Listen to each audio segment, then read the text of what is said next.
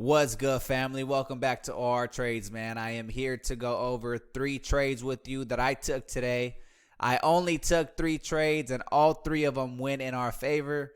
Today, I'm going to go over why I took the trade, how I executed, and where I took my profits.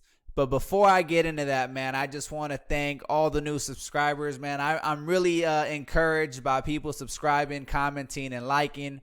And showing love, man, especially on my shorts. It's a good feeling to know that these videos are helpful and that you are finding them helpful. So if you're new to the channel or not subscribed, please hit the subscribe button, turn on post notifications, because I will be dropping more videos to show you guys exactly what I do day in and day out to trade and make money and be profitable. Not only be profitable, but to sharpen my skill and gain that edge and continue to gain an edge in the market, man. So stay tuned. Let's get into the video.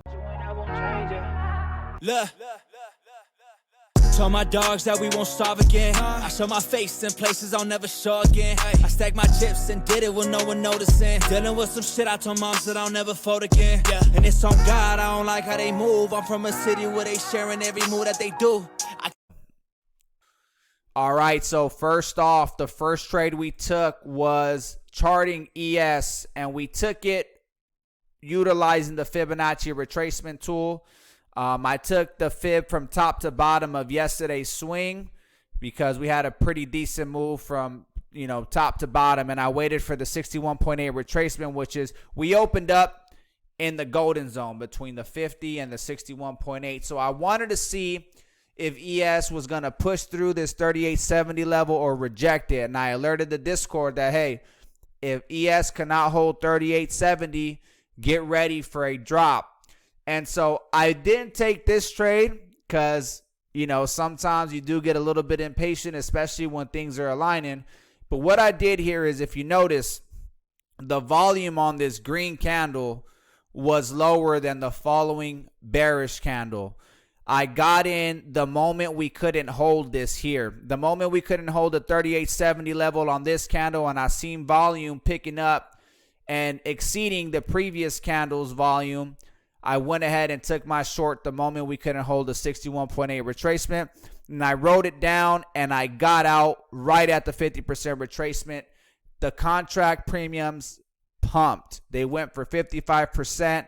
Now, if I would have been a little bit more patient, if you notice over here, the moment we try to get back above it and we reject it, look at this volume here. This is the trade you want to take. This one went in my favor, and it was still a good trade. I was expecting a little bit more downside, but the moment we pushed through this 50% retracement, especially because it was only 15 minutes into the trading day, I took my profits and I moved on to the next trade. But if I would have been a little bit more patient, I could have taken this trade. However, during this time is where I entered the Netflix trade, and that's the next trade that I'm going to go over with you here in just a second. But this was a good trade. It was a banger using the fib tools. Premiums pumped. Amazing trade. So on to the next one. Let's go to Netflix here. This one was something that I have been eyeing for a few days now. On the daily, we had a gap to fill above 31.75. Big gap. This thing's still going to push. This thing's still going to go to about 318. But I took some calls anticipating this break here to potentially fill the gap. The premiums went crazy, man. I took my profits at 46%. But after this move to the upside, I mean, those things went from $187 per contract up to $470 per contract. So that would have been a little over 100% return. I took my profits at 46. Banger trade. These setups are things you got to look at, right? The other day we talked about BABA, double inside bar in a triangle that was getting tight. That's going to move, right? So the more eyes you have on the market, or the more time you have on the market, you scan throughout the night, you start to see, tickers that look like they can move. You identify patterns, you look at candlestick patterns. and you do your technical analysis, that way you can have, how do I say it, better chances of a trade going in your favor than just blindly entering a trade without any TA. And granted, sometimes that can work, but eventually you will blow your account because you're taking trades that you don't really understand why you're taking them. So if you take a trade and it goes against you, you have a tight stop, and it doesn't go in your favor, that's fine. People are wrong all the time, but the reason traders are successful is because they manage that. They manage their losses very well, and they stick to A+ setups that have a higher probability of them profiting, yeah. But then if it goes against them, they know how to manage the risk. Does that make sense? So on to the last and final trade that we took today. This is back on SPX. And this was a buyer exhaustion I can't speak. Exhaustion trade. Exhaustion. Is that how you say it? Yeah. Exhaustion. All right. So once we got up here back at the top, let me pull up. It was an SPX trade, but I traded this on ES as well. All right. So once we got back up to this top here, 38.95 level ish, we know that there had been sellers there already if we look left on the chart. So I started to look for declining volume. We had this big run, and let's zoom in a little bit more so you can see what I'm talking about.